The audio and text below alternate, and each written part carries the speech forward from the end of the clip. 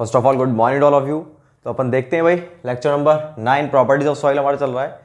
ये last lecture है हमारे इस यूनिट का, प्रॉपर्टीज ऑफ द सॉइल जो यूनिट थी उसका हमारा लास्ट लेक्चर है ये। तो इसमें हम देखते हैं, हमने काफ़ी सारी चीज़ पढ़ चुके थे इंडेक्स प्रॉपर्टीज़ के अंदर। नेक्स्ट इंडेक्स प्रॉपर्टी क्या है हमारी, हम इंडेक्स प्रॉपर्टीज़ को पढ़ रहे थे। उसमें हम कौन कौन सी पढ़ चुके थे, देखो हमने उसके अंदर सबसे पहले वाटर कंटेंट पढ़ा था। वाटर कंटेंट के बाद में स्पेसिफिक ग्रेविटी को निकालना सीखा था हमने। उसके बाद में हमने डेंसिटी को निकालना सीखा था। उसके बाद पार्टिकल साइज डिस्ट्रीब्यूशन था, और पार्टिकल साइज डिस्ट्रीब्यूशन के बाद में क्या था हमारा, सेंसिटिविटी ऑफ सॉइल। तो हम कितने पढ़ चुके थे, A B C D E. अब हम पढ़ते हैं एफ। भाई अगर मैंने इनको नंबरिंग 1 2 3 4 5 की हो ना, तो आप इसको 6 डाल देना, ठीक है ना। तो आप ये करेक्ट कर लेना अपने अकॉर्डिंग। अगर मैंने इनकी नंबरिंग 1 2 3 4 5 डाली हो तो आप इसको 6 डाल लेना, अदरवाइज एफ। एक छोटा सा मेरे को और करवाना था टफनेस इंडेक्स में, जो मैंने लिखवाया था ना आपको टफनेस इंडेक्स IT, वो मैंने क्या लिखवा दिया था, IF अपॉन में IP। भाई इसको चेंज कर लेना, ये मैंने बाय मिस्टेक गलत लिख दिया था। ये क्या आएगा अपना IP अपॉन में IF। ध्यान रहे भाई, इसको सही कर लेना, ये करेक्ट है अपना, ठीक, और ये क्या है, गलत है। तो आप उसको चेंज कर लेना, IP बाय IF होगा। अब अपन नेक्स्ट प्रॉपर्टी देखते हैं। Next property, next general index property हमारी कौन सी है, वो है हमारी अनकन्फाइंड कंप्रेसिव स्ट्रेंथ, UCS। इसको नोट करते हैं। तो UCS क्या होता है भाई, इसकी वैल्यूज तो मैं आपको पहले लिखवा चुका हूं। अब बात आती है कि UCS होता क्या है, तो उसके बारे में अपन देखते हैं। जब हमारी कोई सॉइल है, ठीक है, ये ग्राउंड है, यहां पर कोई सॉइल है, तो इस सॉइल के ऊपर हमने इसी अवस्था में, हमने ये नहीं किया कि सॉइल को काट करके और ले गए लेबोरेटरी। यहां से हमने क्या किया, थोड़ी सॉइल निकाली, निकाल के लेबोरेटरी ले गए, वहां जाके हम टेस्ट करें, हमने कुछ नहीं किया। हमने जाकर के ये कौन सी कंडीशन में, ये अनडिस्टर्ब्ड, मतलब आपने इसको डिस्टर्ब नहीं किया। अगर आप इस सॉइल को यहां से निकाल के ले जाते तो वो डिस्टर्ब हो चुकी है, ठीक है ना। आपने उस सॉइल को डिस्टर्ब नहीं किया, आपने उसी कंडीशन में उस सॉइल के ऊपर क्या किया, एक टेस्ट किया। कौन सा, प्लेट लोड टेस्ट। तो प्लेट लोड कौन सा किया आपने, सिंपल कंप्रेशन टेस्ट। आपने उस सॉइल के ऊपर सिंपल कंप्रेशन टेस्ट किया। तो सिंपल कंप्रेशन टेस्ट करने पर जितने भी लोड पर वो जो सॉइल है हमारी, वो क्या है, फेल हो जाती है, उस लोड पर यूनिट एरिया को ही हम क्या बोलते हैं, अनकन्फाइंड कंप्रेसिव स्ट्रेंथ। तो अनकन्फाइंड का मतलब क्या होता है, कन्फाइंड का मतलब होता है, हम इरिगेशन पढ़ चुके हैं, कन्फाइंड का मतलब होता है दबा हुआ होना, और अनकन्फाइंड का मतलब क्या है, वो चीज दबी हुई नहीं है। तो अनकन्फाइंड कंप्रेसिव स्ट्रेंथ कौन सी होती है, ये देखो आप, दबा हुआ है क्या, इसके ऊपर और कोई लेयर है क्या, नहीं है, इसके ऊपर कोई लेयर नहीं है, डायरेक्ट क्या है, एटमॉस्फेयर। तो ये क्या हो गया हमारा अनकन्फाइंड। कौन सा टेस्ट कर रहे हैं, कंप्रेशन। तो unconfined compressive strength of soil. तो अनकन्फाइंड कंप्रेसिव स्ट्रेंथ कौन सी होती है, कि सिंपल कंप्रेशन टेस्ट में और अनडिस्टर्ब्ड स्टेट में, अनडिस्टर्ब्ड स्टेट का मतलब समझ लेना भाई, जिस कंडीशन में थी सॉइल वहीं पर फील्ड में ले जाके कर रहे हैं हम। तो अनडिस्टर्ब्ड सॉइल पर सिंपल कंप्रेशन टेस्ट में लोड लगाने पर जितने लोड पर वो सॉइल फेल होती है, उसे हम UCS के द्वारा डिनोट करते हैं। तो UCS क्या होती है, फेलियर लोड अपॉन में एरिया, ठीक है। तो मैं इसको लिखता हूं भाई, तो मैं इसकी डेफिनेशन लिखता हूं क्या होती है।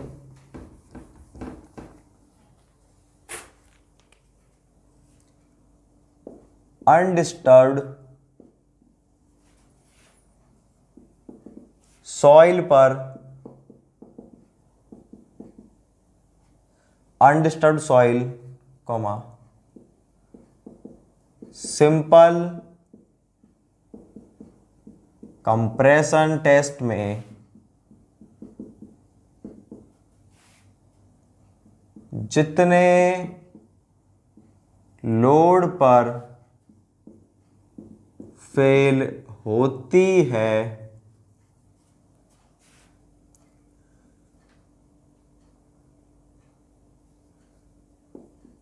यूनिट एरिया पर लगा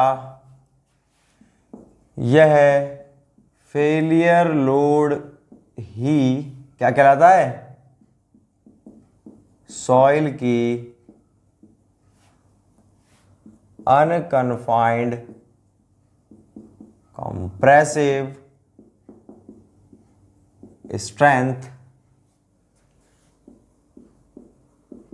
कहलाता है।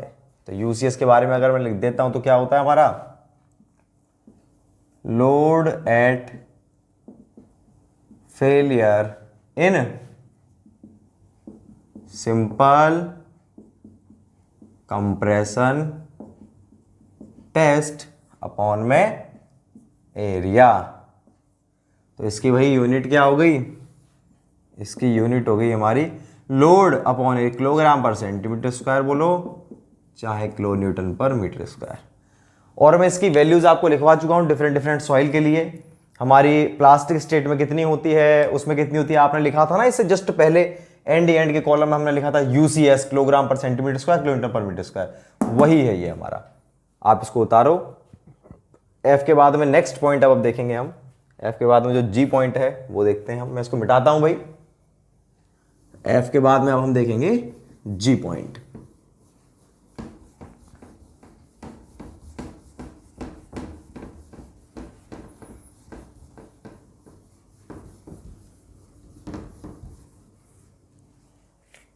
जी पॉइंट में लिखता हूं, जी है हमारा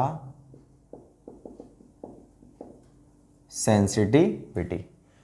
तो सेंसिटिविटी क्या होता है कि जो हमारी सॉइल होती है, कौन सी सॉइल, एक तो है ये हमारी, ये हमारा ग्राउंड लेवल है। तो ये जो सॉइल दिख रही है आपको ये कैसी है, अनडिस्टर्ब्ड। इस सॉइल को अगर आप यहां पर ले गए दूसरी जगह और आपने इस गड्ढे में भर दिया, इस सॉइल को इस गड्ढे में भर दिया, तो ये सॉइल क्या कहलाएगी, ये सॉइल कहलाएगी आपकी रीमाउल्डेड। भाई देखो पहले से जो सॉइल थी एज इट इज कंडीशन में वो थी हमारी अनडिस्टर्ब, आपने उसको डिस्टर्ब नहीं किया, बात क्लियर है, ये हमारी अनडिस्टर्ब सॉइल है। लेकिन अब हम कह सकते हैं भाई इसके अंदर का आप मान लो क्यूब था, 1x1x1, 1 मीटर कोई क्यूब था, उसके अंदर ये सॉइल थी, तो ये कौन सी थी हमारी अनडिस्टर्ब सॉइल।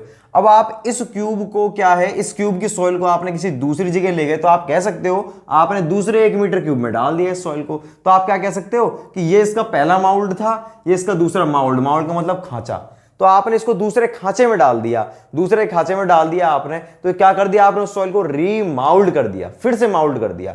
जो सॉइल थी उसको आपने वहां से उठा के दूसरी जगह डाल दिया, दूसरे खांचे में, तो आपने उस सॉइल को क्या कर दिया, जो अनडिस्टर्ब्ड थी, जो पहले से डिस्टर्ब नहीं थी, आपने उसको डिस्टर्ब कर दिया या आपने उसको रिमाउल्ड कर दिया। तो जो हमारी ये जो सॉइल है इसको रिमाउल्डेड सॉइल बोलेंगे अपन। ये जो हमारी रिमाउल्डेड सॉइल होती है, तो क्या होता है एक्चुअल में कि जैसे ही आप किसी अनडिस्टर्ब्ड सॉइल सैंपल को रिमाउल्डिंग करते हो ना, तो रिमाउल्डिंग करने पर उसकी जो स्ट्रेंथ है वो लॉस हो जाती है। अब भाई बात आती है कि उसकी स्ट्रेंथ लॉस कैसे हो गई। उसकी स्ट्रेंथ लॉस जो होती है ना, वो दो चीजों के कारण होती है। आपने देखो इसका वाटर कंटेंट चेंज नहीं किया, मान लो 10% था और ये कितना है, ये भी 10% है। तो जब वाटर कंटेंट चेंज नहीं हुआ तब भी उसकी क्या है, स्ट्रेंथ चेंज हो गई, स्ट्रेंथ चेंज हो गई, कंसिस्टेंसी चेंज हो गई, सब कुछ चेंज हो गया विदाउट अल्टरिंग। विदाउट अल्टरिंग का मतलब विदाउट चेंजिंग वाटर कंटेंट। तो बिना वाटर कंटेंट चेंज किए कंसिस्टेंसी कैसे चेंज हो सकती है भाई, आप पढ़ चुके हो कंसिस्टेंसी को। जैसे जैसे आप वाटर कंटेंट बढ़ा रहे थे, श्रिंकेज लिमिट, उसके बाद में प्लास्टिक आ रही थी, उसके बाद में लिक्विड लिमिट आ रही थी, तो जैसे जैसे आप ये चेंज कर रहे थे वाटर कंटेंट, वैसे वैसे कंसिस्टेंसी चेंज होती जा रही थी। वो सेमी सॉलिड से सेमी सॉलिड में, सेमी सॉलिड से प्लास्टिक में, प्लास्टिक से लिक्विड स्टेज में पहुंच रही थी। तो वो तो वाटर कंटेंट को चेंज करने पर हो रहा था। लेकिन यहां पर क्या है, वाटर कंटेंट चेंज नहीं किया, फिर भी सॉइल की कंसिस्टेंसी चेंज हो गई, और साथ में कंसिस्टेंसी चेंज हो गई, और उसकी जो स्ट्रेंथ थी उसमें क्या हो गया, लॉस हो गया। तो ये क्यों हुआ, ये हो रहा है रिमाउल्डिंग के कारण। तो रिमाउल्डिंग के कारण ऐसा क्यों हो गया भाई, इसके दो रीजन होते हैं, इसके पीछे दो रीजन होते हैं। पहला रीजन तो ये होता है कि रिमाउल्डिंग, जब हम रिमाउल्डिंग करते हैं ना, तो जो हमारे सॉइल पार्टिकल थे उनमें से कुछ पार्टिकल तो परमानेंटली डिस्ट्रक्ट, परमानेंटली टूट जाते हैं। जैसे आप इसको उठाओगे ना यहां से, तो जो बाउंड्री पर जो भी पार्टिकल थे, इसकी बाउंड्री पर जो भी पार्टिकल थे, जहां से आपने खोदना स्टार्ट किया, वो पार्टिकल क्या है, वो पार्टिकल ये देखो ऐसे, ये ब्रेक हो गया पार्टिकल आधा, इससे नीचे वाला पार्टिकल, ये वाला पार्टिकल भी ब्रेक हो गया। तो ये पार्टिकल क्या हो गए, टूट गए हैं, ठीक है ना। तो परमानेंट डिस्ट्रक्शन हो गया, परमानेंट टूट गए। एक तो कुछ पार्टिकल ये चेंज हो गए बेचारे। और दूसरी बात क्या हो गई, दूसरी बात ये हो गई कि जो हमारे पानी के मॉलिक्यूल्स थे ना, इन पार्टिकल के बीच में जहां पर भी यहां पानी था, यहां पानी था, यहां पानी था, वो उनका क्या हो चुका है, पानी के पार्टिकल रीओरिएंटेशन। रीओरिएंटेशन का मतलब होता है कि उनकी जो डिस्प्लेसमेंट है वो हो चुका है। पहले तो अब देखो भाई, इस वाली सॉइल के अंदर जो अनडिस्टर्ब थी, उसमें यहां पर था ये वाटर का मॉलिक्यूल, क्या इस वाली सॉइल में यहीं पर होगा क्या? नहीं, वो कहीं और पहुंच गया। मतलब क्या हो चुका है, डिस्प्लेस हो चुका है, वहां से उसने कोई दूसरी जगह अपना ली है। ठीक है ना।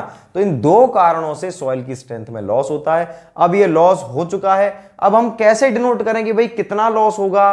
भाई मेरे पास 4 सॉइल के सैंपल हैं, तो मैं कहूं कि यार अगर मैं इस वाली सॉइल को, ए सॉइल को रिमॉल्व करता हूं, बी को करता हूं, सी को करता हूं और डी को करता हूं, चारों को रिमॉल्व करता हूं, तो कौन सी वाली के अंदर ये प्रॉपर्टीज ज्यादा चेंज होंगी, या कहा जाए कौन सी वाली में ये लॉस ज्यादा होगा, कौन सी वाली कंसिस्टेंसी ज्यादा चेंज होगी? तो उसको मैं किस चीज के द्वारा डिनोट करूंगा? मैं डिनोट करूंगा उसको सेंसिटिविटी के द्वारा। जो जितनी ज्यादा सेंसिटिव होगी, ज्यादा सेंसिटिव का मतलब क्या है, आपने उस सॉइल को थोड़ा सा दबाया, थोड़ा सा चेंज किया, और वो क्या हो गई, पूरी पूरी उसकी कंसिस्टेंसी चेंज हो चुकी है। तो जो सॉइल जितनी ज्यादा सेंसिटिव होगी, सेंसिटिव का मतलब समझते हो ना आप? जैसे भाई देखो, आप कईयों की बॉडी बहुत सेंसिटिव होती है। सेंसिटिव का मतलब क्या है, थोड़ी सी सर्दी स्टार्ट हुई और जुकाम लग गई, ठीक है, तो बॉडी थोड़ी सी गर्मी स्टार्ट हुई तो उसको गर्मी लगने लगी, बहुत सेंसिटिव है टेम्परेचर के अकॉर्डिंग। तो ऐसे ही हमारी क्या है, सॉइल के बारे में बात कर रहे हैं हम, तो वो सॉइल क्या है, बहुत, उसको हम किससे डिनोट करेंगे? सेंसिटिविटी से। तो सेंसिटिविटी एक तरह से क्या बता रही है, डिग्री ऑफ डिस्टर्बेंस,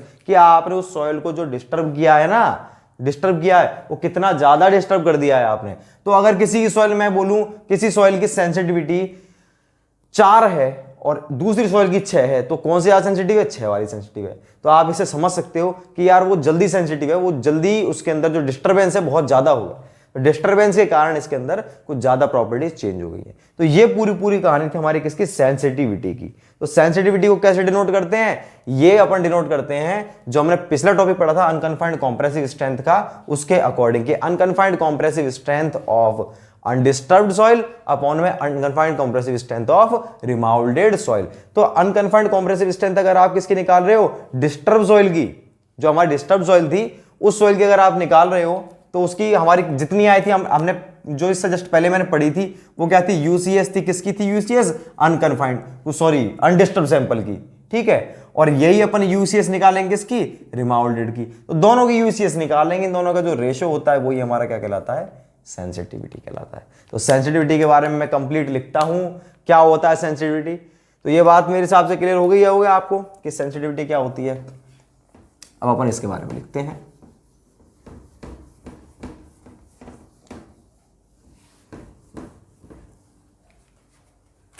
लिखते हैं अपन, अनडिस्टर्ब्ड सॉइल सैंपल को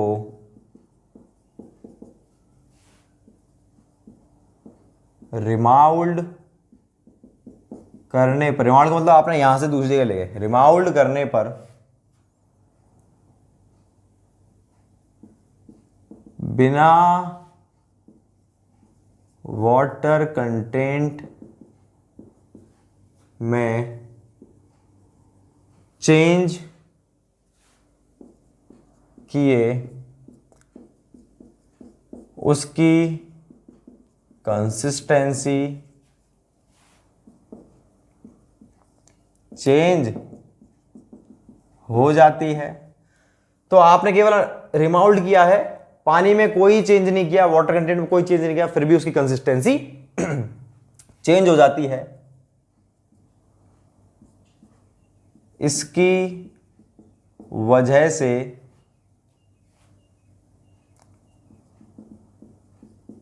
सॉइल की स्ट्रेंथ में लॉस होता है। सॉइल की स्ट्रेंथ में लॉस होता है।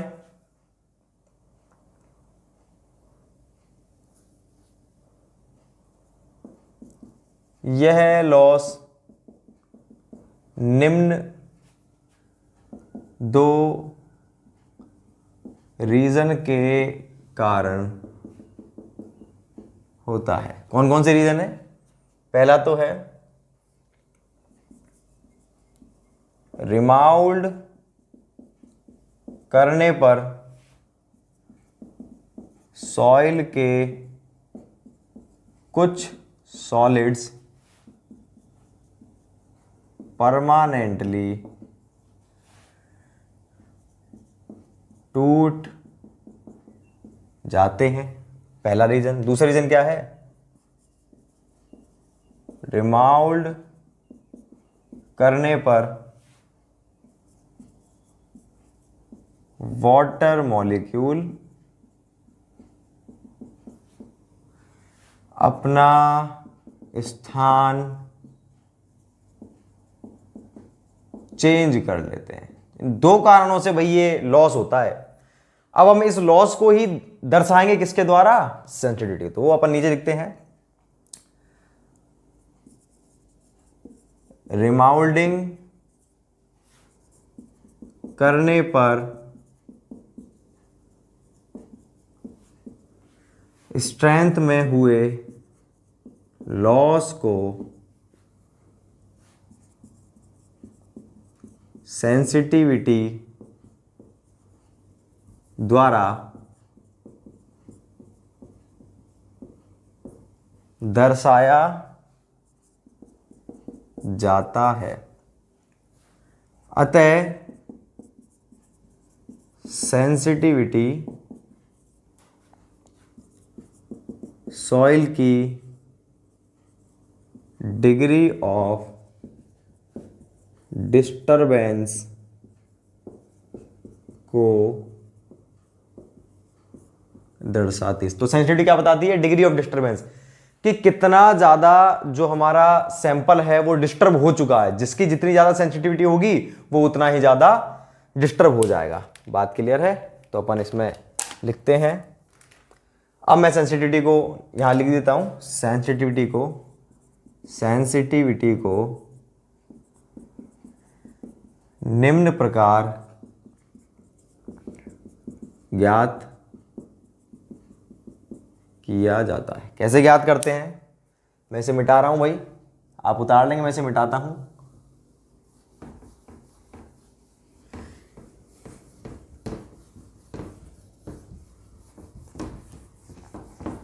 तो देखो सेंसिटिविटी कैसे ज्ञात करते हैं अपन? अनकन्फाइंड कॉम्प्रेसिव स्ट्रेंथ के आधार पर।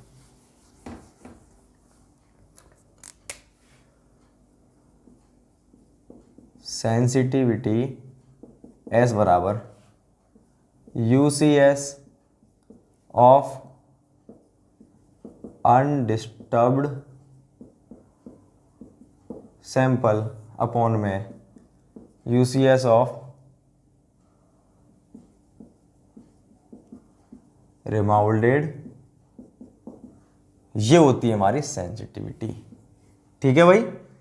अब इसकी कुछ वैल्यूज हैं जो अपन नोट में लिखेंगे, जो अपने लिए इंपॉर्टेंट है एग्जाम पॉइंट ऑफ व्यू से।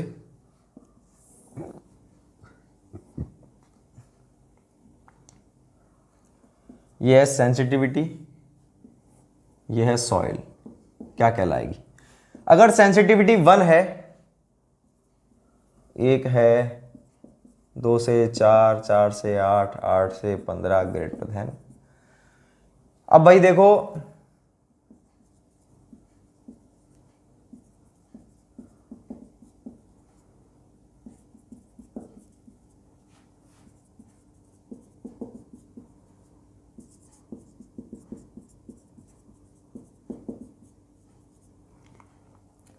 अगर किसी सॉइल की सेंसिटिविटी 1 है, 1 का मतलब क्या है? यूसीएस ऑफ अनडिस्टर्ब और यूसीएस रिमाउल्ड दोनों बराबर है। इसका मतलब क्या है? आप अगर उस सॉइल को यहां से आप यहां पर ले गए, तब आप देखो उसकी स्ट्रेंथ में कोई चेंज नहीं हुआ। जब चेंज ही नहीं हुआ तो मतलब वो सेंसिटिव है ही नहीं भाई, उस पर कोई फर्क ही नहीं पड़ रहा। तभी तो उन दोनों की वैल्यू क्या आ रही है? सेम आ रही है। तो वो क्या कहलाएगी हमारी? अगर 1 है तो कहलाएगी इनसेंसिटिव, कि वो सेंसिटिव नहीं है, कोई दिक्कत नहीं, बहुत बढ़िया सॉइल है वो। जिसकी 2 से 4 है वो नॉर्मल सेंसिटिव कहलाती है, 4 से 8 सेंसिटिव कहलाती है, 8 से 15 एक्स्ट्रा सेंसिटिव, और ग्रेटर देन 15 है तो क्विक सेंसिटिव। क्विक का मतलब क्या है? तुरंत ही वो जैसे ही आप उसको चेंज करोगे, ये नोट नंबर फर्स्ट था, रिमाउल्ड करोगे, उसकी स्ट्रेंथ में बहुत जल्दी से चेंज आ जाएगा। एक नोट और है कि जैसे जो हमारी फाइनर सॉइल होती है उसकी सेंसिटिविटी जो हमारी कोर्सर सॉइल होती है उसकी तुलना में क्या होती है, अधिक होती है। यहां लिखते हैं अपन फाइन सॉइल की सेंसिटिविटी कोर्स सॉइल की तुलना में अधिक होती है। उतार लो भाई, सेंसिटिविटी अपना कंप्लीट हो गया, एफ और जी हो गया। एच देखते हैं इसके बाद में अपन थिक्सोट्रॉफी। थिक्सोट्रॉफी क्या होता है वो देखते हैं अपन। मैं इसको मिटाता हूं।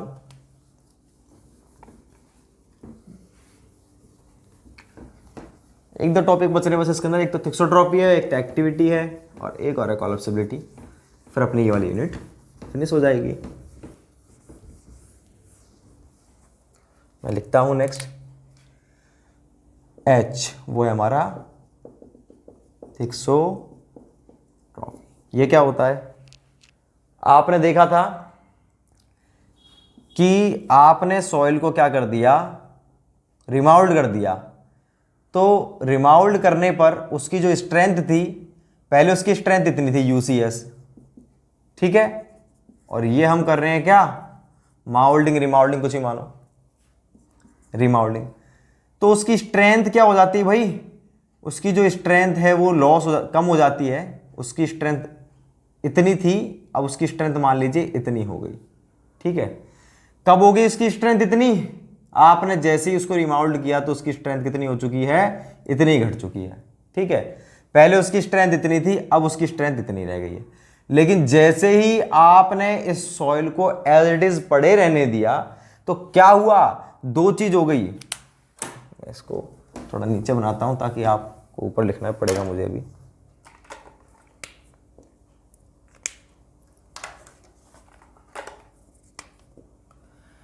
देखो भाई,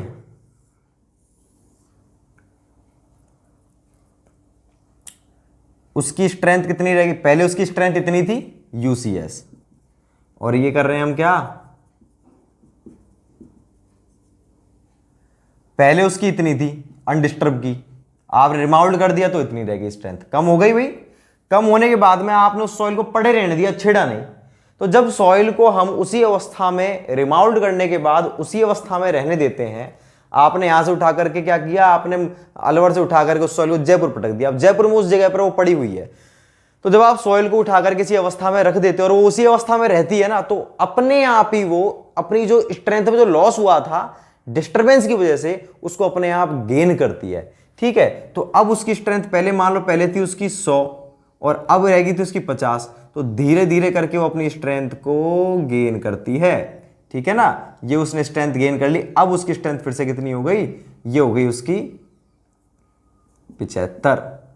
लेकिन आपने फिर से क्या कर दिया, उस सॉइल को वहां जयपुर से उठा के अजमेर भेज दिया, फिर से उसकी स्ट्रेंथ क्या हो गई, कम हो गई। कम होकर कितनी हो गई उसकी, फिर से 50 हो गई। लेकिन अजमेर में वो पड़ी रही 5-7 साल, फिर से उसकी स्ट्रेंथ धीरे धीरे क्या हो जाएगी, गेन हो जाएगी। लेकिन अब की बार गेन क्या होगा, कम होगा। अब की बार मान लो 60 था, फिर से क्या हो गया, आपने उसको अजमेर उठा के कोटा भेज दिया, फिर से उसकी स्ट्रेंथ कम हो गई। लेकिन वहां पे पड़े ही 5-7 साल, फिर से उसकी स्ट्रेंथ में गेन हुआ। तो ये प्रोसीजर चलता रहता है। तो ये जो प्रोसीजर रहता है हमारा, तो देखो आप क्या हो रहा है, पहले उसकी स्ट्रेंथ थी ये किसकी स्ट्रेंथ है, ये है अनडिस्टर्ब्ड सैंपल, उसकी स्ट्रेंथ थी। ये किसकी स्ट्रेंथ है, रिमाउल्डेड की। लेकिन जैसे ही आपने उसको रखे रहने दिया एक ही जगह पे, अपने आप उसकी स्ट्रेंथ बढ़ गई। तो क्यों बढ़ी है वो, 50 से 75 क्यों हो गई, 50 से 100 क्यों नहीं होगी पूरी पूरी। पहली बात तो 50 से 75 क्यों हो गई, दूसरी बात 75 हो गई तो 100 क्यों नहीं हुई उसकी। देखो मैंने 2 कारण लिखवाए थे कि 2 कारणों से स्ट्रेंथ में लॉस होता है। पहला कारण क्या था, सॉइल के पार्टिकल परमानेंटली टूट जाते हैं। दूसरा, जो हमारे वाटर मॉलिक्यूल थे वो रिप्लेस हो जाते हैं। 2 कारण थे हमारे। तो देखो पहली चीज तो दोबारा से हो नहीं सकती कि जो टूट गए वो अपने आप जुड़ गए। फेविकॉल थोड़ी सॉइल के अंदर कि पार्टिकल चूर चूर हो चुका था वो अपने आप जुड़ गया, ये तो हो ही नहीं सकता। मतलब इसके कारण तो स्ट्रेंथ गेन कर ही नहीं सकता। तो आप मान लीजिए इस एग्जांपल के अंदर अपनी टोटल स्ट्रेंथ कितनी लॉस हो रही थी, देखो 100 से 50 पहुंच गई, 25 स्ट्रेंथ लॉस हो रही थी। जैसे ही आपने उसको चेंज कर दिया तो दो चीज हुई हमारी, उन दोनों चीजों के कारण टोटल कितनी 100 से 50 हो गया, टोटल 50 स्ट्रेंथ लॉस हो रही है। 50 में से मान लीजिए कि 25 तो इसके कारण हो रही है लॉस और 25 इसके कारण हो रही है। बात क्लियर है कि नहीं, समझते जाना आप। तो ये वाली स्ट्रेंथ तो मैं उसको रीगेन कर ही नहीं सकता कुछ भी करके, क्योंकि मैं पार्टिकल को तो जोड़ सकता नहीं हूं। लेकिन वाटर के मॉलिक्यूल जो वो फिर से अपनी जगह बना लेते हैं, रिहैबिलिटेशन, अपना निवास फिर से कर लेते हैं। रिहैबिलिटेशन, रिहैबिलिटेशन मतलब क्या होता है, फिर से अपनी जगह बनाते हैं। रिहैबिलिटेशन के कारण ये वाली स्ट्रेंथ उसको प्राप्त हो जाती है फिर से धीरे धीरे टाइम के साथ में। तो टाइम के साथ में वाटर मॉलिक्यूल्स रिहैबिलिटेट हो जाते हैं, रिहैबिलिटेशन हो जाता है वाटर मॉलिक्यूल्स का, जिसके कारण ये वाली स्ट्रेंथ उसको फिर से मिल जाती है। ये जो प्रॉपर्टी थी ना, जिस प्रॉपर्टी के कारण उसको जो हमारी खोई हुई स्ट्रेंथ है उसका कुछ पार्ट मिल जाता है, उस प्रॉपर्टी को हम बोलते हैं थिक्सोट्रॉपी। तो भाई ये 25, पहली बात तो ये थी कि भाई ये दोबारा से क्यों मिली इसको स्ट्रेंथ, वो समझ में आ गया, रिहैबिलिटेशन ऑफ वाटर मॉलिक्यूल्स। अब बात है कि 25 ही क्यों मिली, पूरी 50 क्यों नहीं मिल गई? वो इसलिए नहीं मिली कि ये दो चीज के कारण तो लॉस हो रही थी, दो में से ये वाली चीज फिर से प्राप्त हो गई, ये वाली चीज प्राप्त हो नहीं सकती, इतनी सी बात है। अब मैं आपको एक लाइन बोलता हूं कि रिमाउल्ड करने के बाद में जो हमारी रिमाउल्डेड, ये जनरली कोहेसिव सॉइल के लिए रहती है, तो जो हमारी रिमाउल्डेड कोहेसिव सॉइल होती है ना, वो उसको उसी अवस्था में रखे रहने पर टाइम के साथ साथ उसमें वाटर मॉलिक्यूल्स रिहैबिलिटेट हो जाते हैं। वाटर मॉलिक्यूल्स के रिहैबिलिटेशन के कारण उसकी लॉस हुई स्ट्रेंथ का कुछ पार्ट उसको फिर से प्राप्त हो जाता है। इस प्रॉपर्टी को अपन थिक्सोट्रॉपी बोलते हैं। तो मैं थिक्सोट्रॉपी के बारे में लिखवाता हूं आपको, यहां लिखेंगे अपन कोहेसिव सॉइल के रिमाउल्डिंग के बाद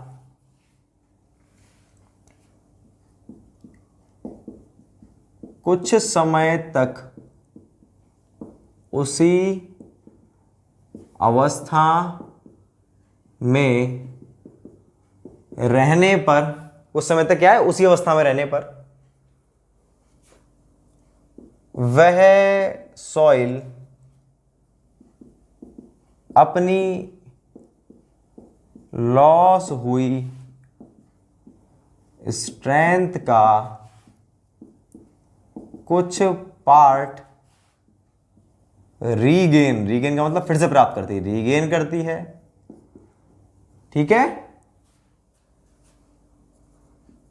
इस प्रॉपर्टी को थिक्सोट्रॉपी कहा जाता है। अब ये रीजन और लिख देता हूं मैं। यह स्ट्रेंथ वाटर मॉलिक्यूल्स के रिहैबिलिटेशन के कारण प्राप्त होती है। अब लिख लो आप इसको, तो मैंने लिखवा दिया आपको कि क्यों प्राप्त होती है, ठीक है ना, और कब प्राप्त होती है आप उसको छेड़ोगे नहीं, आप उसको पढ़े रहने दो। तो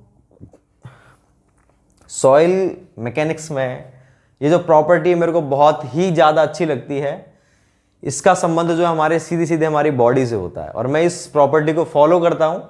जब कभी मैं टायर्डनेस फील करता हूँ, मुझे लगता है कि मैं थक चुका हूँ, तो मैं क्या करता हूँ, मैं थोड़ी देर लेट जाता हूँ, बिल्कुल स्ट्रेट लेट करके, चाहे 15 मिनट, 20 मिनट, 25 मिनट। जब मैं स्टडी करता था, जब मैं कॉलेज टाइम पे स्टडी करता था, एग्जाम्स की प्रिपरेशन करता था, उस दौरान मेरा यही शेड्यूल रहता था, मैं 4 घंटे पढ़ लिया, फिर आधे घंटे में रेस्ट करता था, फिर 4 घंटे पढ़ लिया, फिर आधे घंटे रेस्ट करता था। कभी मैं प्रॉपर स्लिप नहीं लेता था कि 6 घंटे सो लिया लगातार, या फिर मैं टोटल 8 घंटे सो लिया, कभी ऐसे नहीं करता था मैं। तो मेरा यही रूटीन रहता था। ये प्रॉपर्टी, अब हम जैसे हम अपने आप को बिल्कुल लूज छोड़ दोगे ना आप आधे घंटे के लिए, म्यूजिक कान में म्यूजिक लगा लो, आप आधे घंटे लूज छोड़ दो पढ़ने के बाद में, ये नहीं कि दिन भर मस्ती कर रहे हो फिर भी लूज छोड़ रहे हो अपने आप को।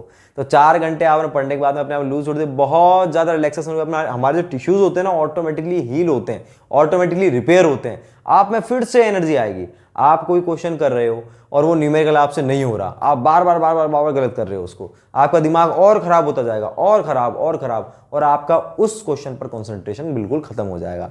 ऐसी कंडीशन में क्या करें, कुछ नहीं, माइंड को बिल्कुल रिलैक्स छोड़ दो, थोड़ी देर आराम करो, आधे घंटे, ऑटोमेटिकली आपका क्या होगा, क्वेश्चन अपने आप हो जाएगा। बात क्लियर है? तो ये प्रॉपर्टी हमको यही सिखाती है कि हमें भी ये वाली प्रॉपर्टी को यूज करना चाहिए।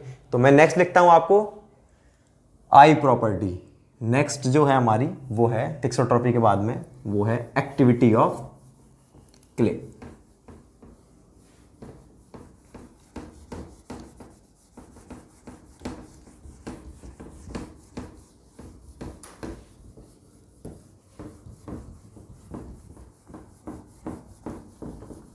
अब मैं लिखता हूं एक्टिविटी ऑफ क्ले बोलो या सॉइल बोलो, मैं सॉइल लिखता हूं। आई है हमारा एक्टिविटी ऑफ सॉइल। क्या होता है भाई एक्टिविटी? हम किसी भी सॉइल में वाटर कंटेंट चेंज करते हैं। हमारे पास ये क्ले थी, इस क्ले में आपने वाटर कंटेंट को चेंज किया, तो इसको चेंज करने पर उसमें क्या होगा, श्रिंकेज भी होगा, थोड़ी बहुत वो श्रिंक भी होगी, स्वेलिंग भी होगी, ठीक है ना। क्या क्या चीज होगी उसके अंदर, श्रिंकेज भी होगा, स्वेलिंग फैलेगी भी, वॉल्यूम में चेंज होगा।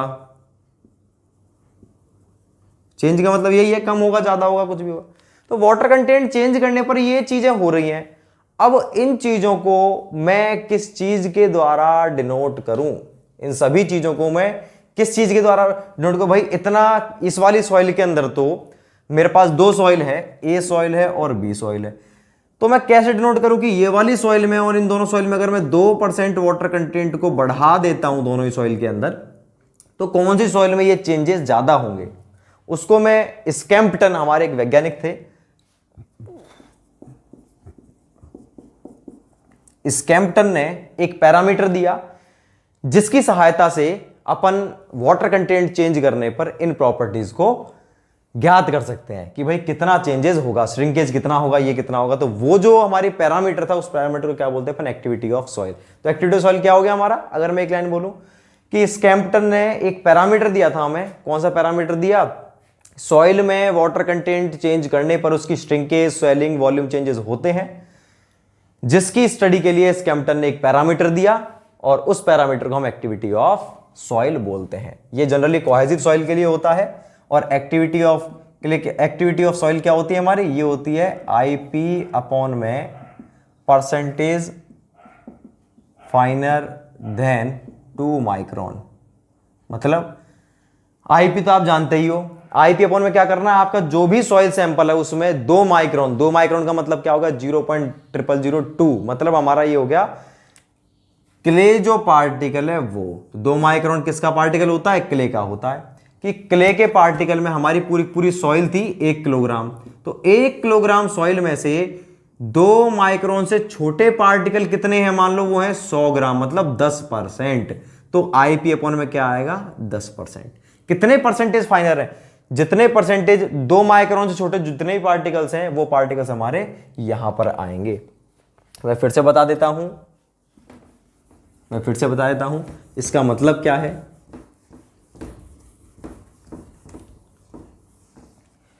एक्टिविटी ऑफ सॉइल क्या होती है? आईपी अपॉन में percentage फाइनर then 2 micron.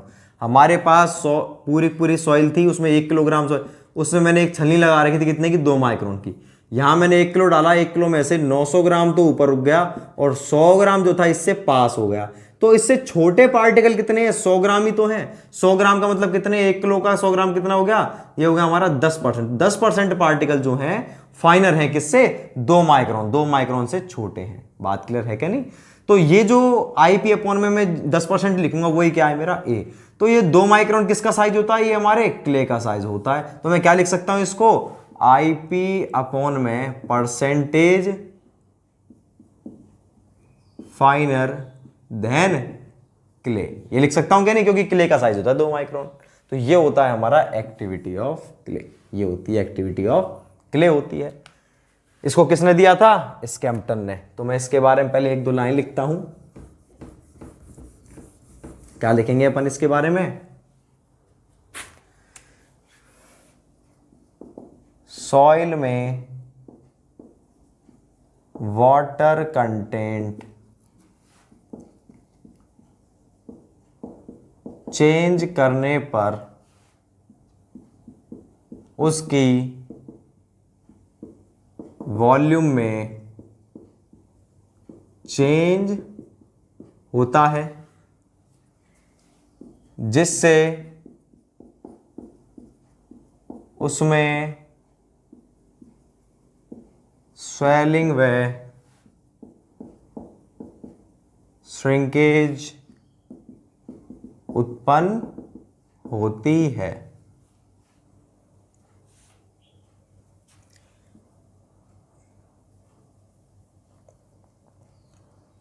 In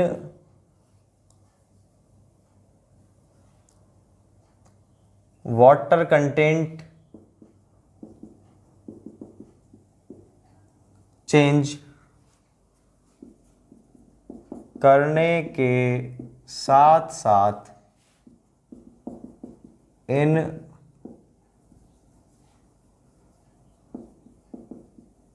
volume में हुए चेंज को दर्शाने के लिए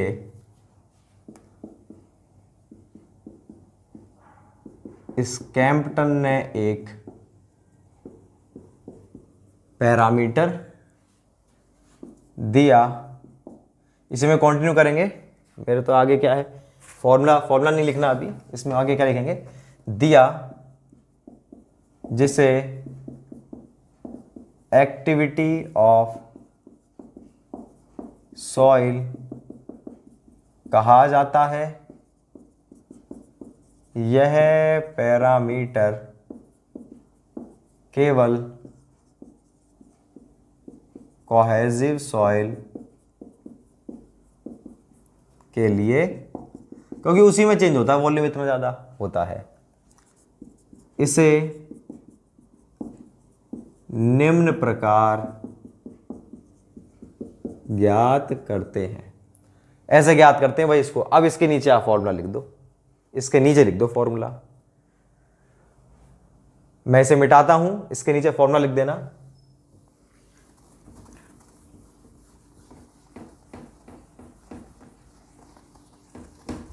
कुछ वैल्यूज होती हैं एक्टिविटी की जो इंपॉर्टेंट है, वो लिखेंगे अपन। अगर 0.75 से कम होती है तो उसको बोलते हैं इनएक्टिव, मतलब वो एक्टिविटी नहीं, उसमें इतने चेंजेस नहीं होंगे।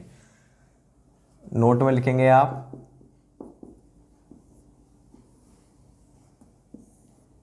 ये तो है हमारी एक्टिविटी और ये है हमारी सॉइल। 0.75 से कम है ना एक्टिविटी, तो उसको बोलेंगे हम इनएक्टिव सॉइल। और 0.75 से अगर 1.25 के बीच में है तो कहलाएगी भाई नॉर्मल सॉइल। 1.25 से अगर ज़्यादा है तब वो क्या कहलाएगी, एक्टिव सॉइल। बात क्लियर है भाई, ये उतार लो। इसके बाद लास्ट जो है हमारा पैरामीटर वो है कोलैप्सिबिलिटी। अब इसके बारे में बताता हूं। तो लास्ट हमारा जो इंडेक्स प्रॉपर्टी वो है कोलैप्सिबिलिटी। क्या होती है कोलैप्सिबिलिटी? जो हमारी सॉइल होती है ना, उस सॉइल के यही वाटर कंटेंट चेंज करने पर, ठीक है ना, तो वाटर कंटेंट चेंज, आपने वाटर कंटेंट तो चेंज कर दिया लेकिन आपने प्रेशर चेंज नहीं किया। वाटर कंटेंट चेंज कर दिया, प्रेशर चेंज नहीं। तो कुछ सॉइल ऐसी होती है हमारी जिसमें वाटर कंटेंट बिना प्रेशर चेंज किए, वाटर कंटेंट चेंज करने पर उसमें की जो वॉल्यूम होती है उसमें बहुत ज़्यादा चेंज हो जाता है, वॉल्यूम में बहुत ज़्यादा चेंज हो जाता है। आपने 10% पहले उसकी वॉल्यूम थी 1 मीटर क्यूब, वाटर कंटेंट कितना था 10%, 10% वॉल्यूम कितनी थी इतनी, आपने वाटर कंटेंट किया 12%, वॉल्यूम होगी उसकी 1.8 मीटर। कितना ज़्यादा चेंज हो गया केवल कितने पे, 2% वाटर कंटेंट बढ़ाने पर। तो इस प्रॉपर्टी को अपन क्या बोलते हैं, कोलैप्सिबिलिटी। तो वो तुरंत ही स्वेल हो जाएगी या श्रिंक हो जाएगी। तो कुछ सॉइल ऐसी होती हैं जिनमें वाटर कंटेंट थोड़ा सा चेंज करने पर उसकी और प्रेशर चेंज नहीं करने पर उसकी जो वॉल्यूम है उसमें बहुत ज़्यादा चेंज हो जाता है। इस प्रॉपर्टी को अपन क्या बोलते हैं? कोलैप्सिबिलिटी। और कोलैप्सिबिलिटी को अपन किसके द्वारा डिनोट करते हैं? उसे डिनोट करते हैं अपन कोलैप्स पोटेंशियल के द्वारा डिनोट किया जाता है। तो आप हेडिंग डालो, मैं इसमें डेफिनेशन लिखवाता हूं, मैं इसे मिटाता हूं।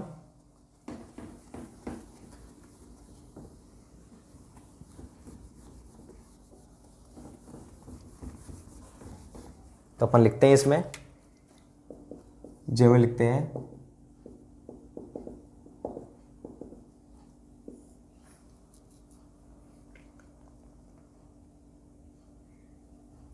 इस प्रॉपर्टी के कारण कुछ सॉइल में बिना प्रेशर चेंज किए वाटर कंटेंट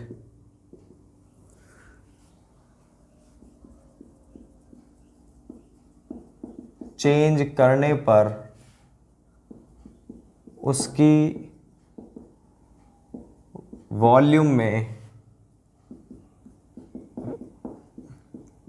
बहुत चेंज हो जाता है। तो इस प्रॉपर्टी के कारण क्या होता है भाई? प्रेशर चेंज नहीं कर रहे, वाटर कंटेंट में थोड़ा सा चेंज किया और वॉल्यूम बहुत ज्यादा चेंज हो जाता है। ठीक है ना? इस प्रॉपर्टी को कोलैप्स पोटेंशियल द्वारा दर्शाते हैं। इस प्रकार की सॉइल का एग्जांपल क्या है हमारी? Loose soil. जो लूज सॉइल होती है ना, वो क्या होती है? Highly collapsible. हाईली कोलैप्सिबल मतलब क्या है? कि आपने उसमें थोड़ा सा चेंज किया और वो बहुत ज्यादा चेंज, वाटर कंटेंट में थोड़ा सा चेंज किया, आपने क्या है, ऊपर से कोई भी लोड इंक्रीज नहीं किया ना डिक्रीज किया, बस पानी में थोड़ा चेंज किया और वो तुरंत टूट जाएगी वहां से। तो ये होती है हमारी कौन सी? Collapsible soil. और ये होती है कोलैप्सिबिलिटी। तो इस प्रकार से अपनी जो यूनिट थी, यूनिट 2 खत्म हो चुकी है, लेक्चर नंबर 9 भी खत्म हो चुका है। इसके बाद लेक्चर नंबर 10 में हम पढ़ेंगे यूनिट 3। यूनिट 3 क्या होगी हमारी? यूनिट 3 हमारी होगी clay mineralogy and soil structure. इसके बारे में पढ़ेंगे अपन नेक्स्ट यूनिट के अंदर। रिवीजन करते रहें। Thank you so much.